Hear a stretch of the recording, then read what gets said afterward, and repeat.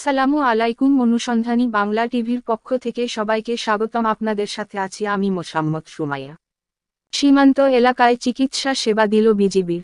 দিনাজপুরের বিরল উপজেলার একটি সীমান্তবর্তী এলাকার অসহায় ও দুস্থদের মাঝে বিনামূল্যে চিকিৎসা সেবা ও ওষুধ বিতরণ করেছে বর্ডার গার্ড বাংলাদেশ বিজিবির। গতকাল শনিবার 31 আগস্ট সকাল 11টায় উপজেলার 6 নং ভান্ডারা ইউনিয়নের রামচন্দ্রপুর সীমান্ত সংলগ্ন চোকফসল সরকারি প্রাথমিক বিদ্যালয়ে এই চিকিৎসা কার্যক্রম পরিচালনা করা হয়।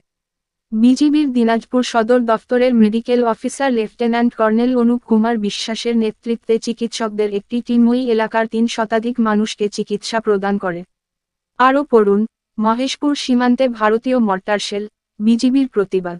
সরেজমিনে চিকিৎসা কার্যক্রম পরিদর্শন করেন দিনাজপুর 42 বিজিবির অধিনায়ক লেফটেন্যান্ট কর্নেল মু. আহসানুল ইসলাম।